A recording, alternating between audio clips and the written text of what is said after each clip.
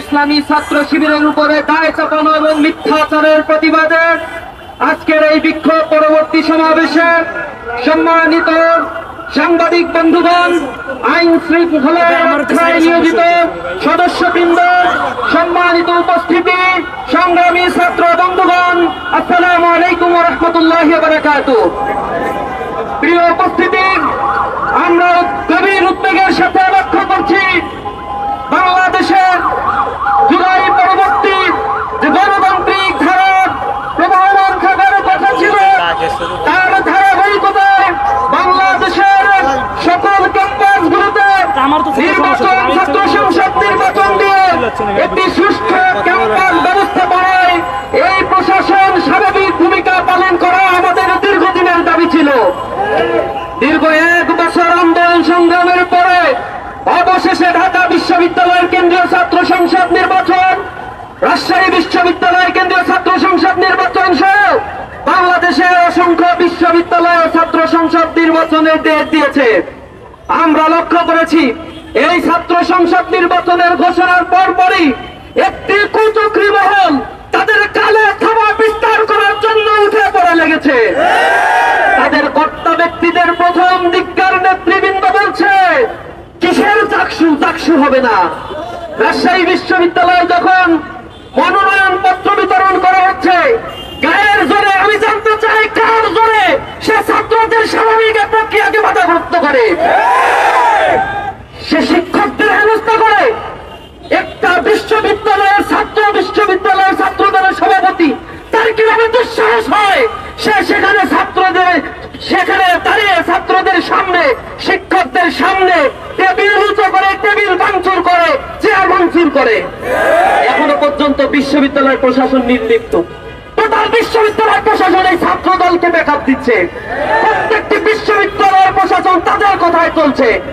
রাজশাহী বিশ্ববিদ্যালয়ে ডাকসু ইলেকশনের ডেট যখন ঘোষণা হয়েছে, এর পরবর্তী আমরা দেখেছি তারা আবেদন করেছে, সাথে সাথে তাদের আবেদন অ্যাকসেপ্ট করে সেখানে 15 দিন রাষ্ট্রুর নির্বাচনের ডেট পিছিয়ে দেওয়া হয়েছে।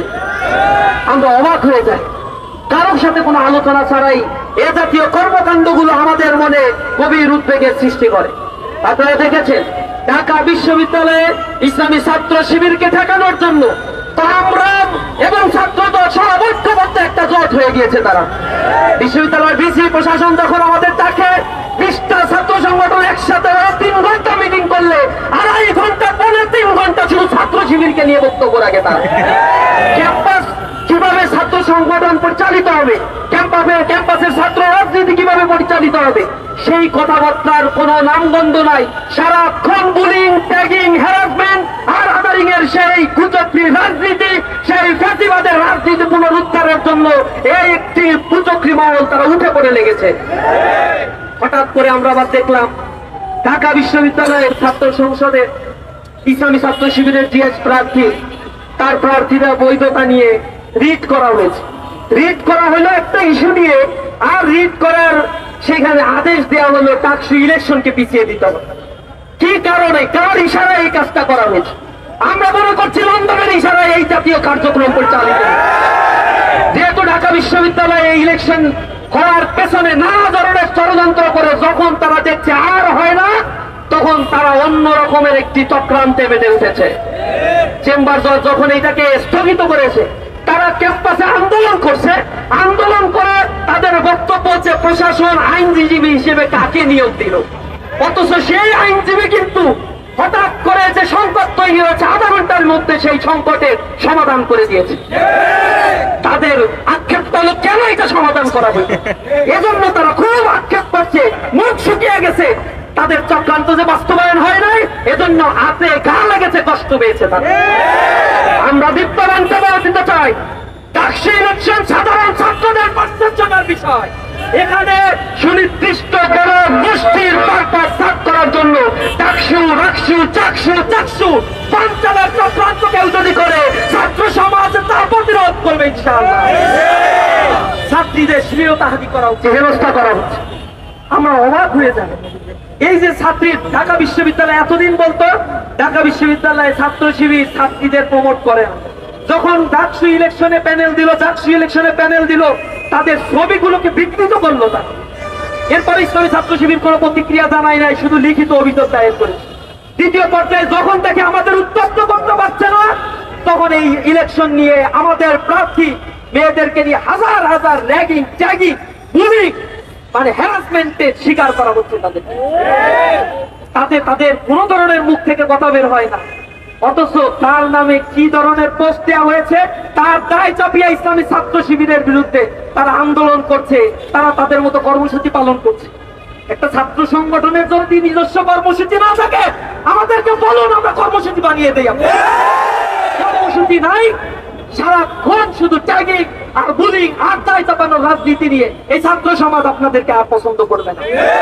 আমরা নারী হেনস্থাকারীর বিরুদ্ধে শাস্তির জন্য গতকাল রাতে সংবাদ সম্মেলন করে প্রশাসনের কাছে অভিযোগ দায়ের করেছি। অনতি বিলম্বে তাকে ধরতে হবে, শাস্তির আওতায় আনতে হবে। তার ইশারায় এই জাতীয় ট্যাগিং করা হয়েছে। জগন্নাথ বিশ্ববিদ্যালয়ে আমরা তাদের দলের একজন নেতাকে দেখেছি অশ্লীল ভাষায় ইসলামী ছাত্র শিবিরের প্যানেলের মেয়েদেরকে হেনস্থার শিকার করা হচ্ছে। চট্টগ্রাম বিশ্ববিদ্যালয়, সেখানে স্থানীয় সন্ত্রাসীরা ছাত্রদের উপরে হামলা করেছে, প্রশাসন নির্দিষ্ট। আমরা অবাক ভাবে দেখছি বাংলাদেশ কৃষি বিশ্ববিদ্যালয়ের ছাত্ররা যৌক্তিক আন্দোলন করছে, সেখানে তাদের উপরে হামলা করা হচ্ছে। ক্যাম্পাসগুলো জুলাই পরবর্তী এখনো পর্যন্ত ইনক্রিজ নিশ্চিত ছাত্রদের নিরাপত্তা নিশ্চিত করতে ব্যর্থ হয়েছে। আমরা লজ্জিত। আমরা ক্যাম্পাসে ছাত্রদের অধিকার ফিরে আসার জন্য ছাত্র বান্ধব কর্মসূচিতে বিশ্বাসী। আমরা বিশ্বাস করি প্রতিটা ক্যাম্পাসে যদি ছাত্র সংসদ নির্বাচন হয়ে নির্বাচিত প্রতিনিধিদের হাতে ক্ষমতা হস্তান্তর হয়, তাহলে ক্যাম্পাসে কেউ তাদের নিজস্ব এজেন্ডা বাস্তবায়ন করতে পারবে না। আমরা উদ্বেগের সাথে বলছি, 1990 সালের পরে একটা দল 10 বছর ক্ষমতায় ছিল, কিন্তু 10 বছরের মধ্যে একটা ক্যাম্পাসে তারা ছাত্র সংসদ নির্বাচন দেয় না। তারা আবার 90-এ ফিরে যেতে চায়। 2002 সালে তারাই ঢাকা বিশ্ববিদ্যালয় শিক্ষার্থীদের উপর কেমন বর্বর আচরণ করেছিল তার সাক্ষী এদেশের মিডিয়াগুলো, তার সাক্ষী এখনো বেঁচে বেড়ায়। ছাত্রীরা তাদের দেখলে পালায়, কথা বলতে চায় না। কেন চায় না? এটা নিজেদের কাছে একটু প্রশ্ন করো। পরিণত হয়েছে তোমরা, ঘটকের অভয়ারণ্যে পরিণত করেছো। 119টা ঘটনা ঘটেছে যেখানে ছাত্রলীগ ছাত্র দলে পুনর্বাসিত হয়ে এর অপকর্মের সাথে তারা জড়িত হয়েছে। অস্ত্রবাজি, চাঁদাবাজি, ধর্ষণ, খুন, গুম, সকল লোপাটের রাজনীতি যদি তোমরা অব্যাহত রাখো, তাহলে অপেক্ষা করো সময় কাউকে ছাড় দিয়ে কথা বলবে না ইনশাআল্লাহ। মিথ্যাচারের রাজনীতি বন্ধ করে নিজস্ব এজেন্ডা নিয়ে রাজনীতি করো। ছাত্ররা এখন সচেতন, ছাত্ররা ব্যালটের মাধ্যমে জবাব দিবে, ছাত্ররা কর্মসূচির মাধ্যমে সিদ্ধান্ত নেয়।